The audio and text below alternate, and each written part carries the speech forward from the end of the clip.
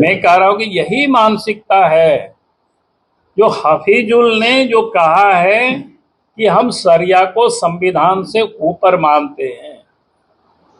जब शरिया संविधान से ऊपर होगी तो जगह जगह पर हमला होगी, चाहे वो यज्ञ के शोभा यात्रा में हो, चाहे रामनवमी के जुलूस में हो, चाहे और भी कोई पर्व त्योहार में हो, चाहे सरस्वती मूर्ति का विसर्जन हो।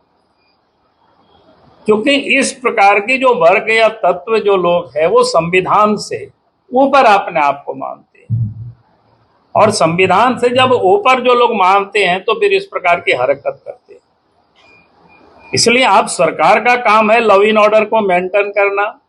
सार्वजनिक सड़कों पर हर लोगों का हक है उस रास्ते से जुलूस निकालना, शोभा यात्रा निकालना, रामनवमी का अखाड़ा निकालना। सरकार का काम है कानून व्यवस्था को ठीक करना, और सरकार अगर कानून व्यवस्था ठीक नहीं कर सकेगी, प्रशासन ठीक नहीं कर सकेगा, तो उसकी जवाबदेही प्रशासन की होगी, जनता की नहीं होगी। क्या भाजपा झारखंड में ईमानदारी पूर्वक विपक्ष की भूमिका निभा रहा है? बिल्कुल, ये तो कर रहे हैं ना, और क्या कर रहे हैं बताओ। भाजपा के नेता सिर्फ बयानबाजी कर रहे हैं। बयानबाजी आप क्या करते हैं? पहले तो बयानबाजी होता है, हम तो थोड़े लड़ेंगे, लड़ेगा तो जनता को हम खड़ा कर रहे हैं। जनता खड़ा होगी तो हम लोग आगे रहेंगे।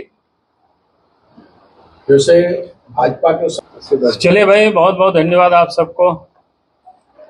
पहले तो आप सबको ध्यान में आया होगा कि झारखंड सरकार के एक मंत्री हफीजुल अंसारी, तो उसका बयान आया है। उस बयान में उन्होंने साफ साफ कहा है कि भाई हम भारतीय संविधान से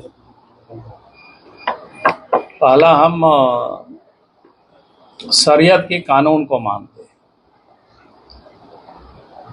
तो ये बिल्कुल स्पष्ट हो गया कि आज जो कांग्रेस पार्टी और झारखंड मुक्ति मोर्चा,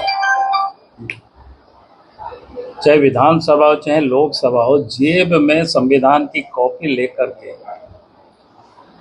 लोग ये घूमते हैं और हम उसके रखवाले हैं, ये तो एक प्रकार से मजाक है। वास्तविकता क्या है, वो हफीजुल हसन के अंसारी के मुख से वो बातें निकली जो भारत की संविधान को नहीं मानता है। जो आज बाबा साहब अम्बेडकर जी की जयंती है, उनके द्वारा लिखित तो संविधान को वो नहीं मानता है। संविधान से ऊपर वो शरीयत को मानता है।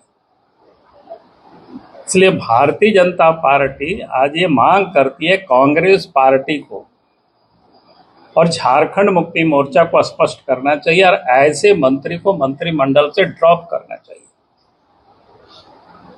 आज आप इसलिए देखते होंगे कि रामनवमी हो या किसी भी प्रकार के हिंदुओं के पर्व त्योहार में जो हंगामा होता है, मारपीट होता है, अनावश्यक रूप से उसके ऊपर हमला होते हैं, उसका मानसिकता यही है।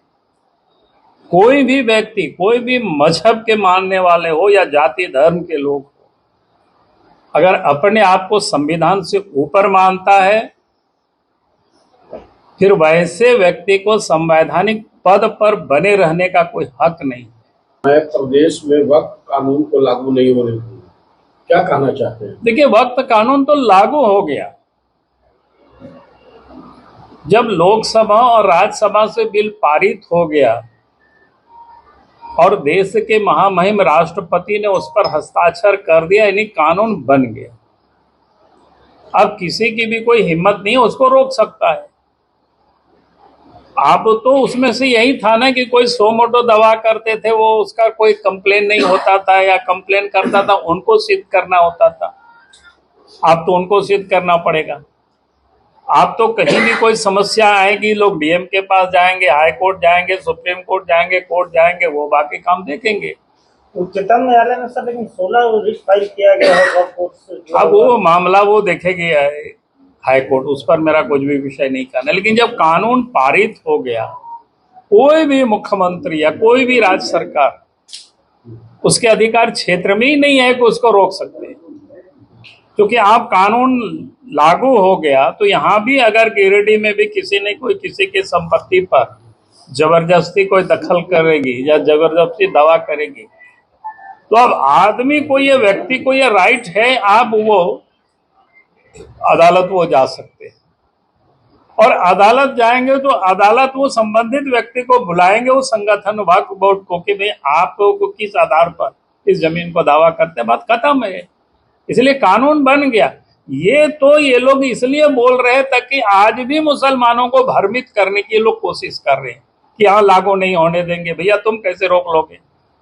वो तो पहले भी लोग बोलता सीआईए को लागू नहीं होने देंगे। भैया आपके कहने से सीआईए क्या, सीआईए कानून जब बन गया तो लागू हो गया, आपको उसमें करना क्या है? कल हजारीबाग में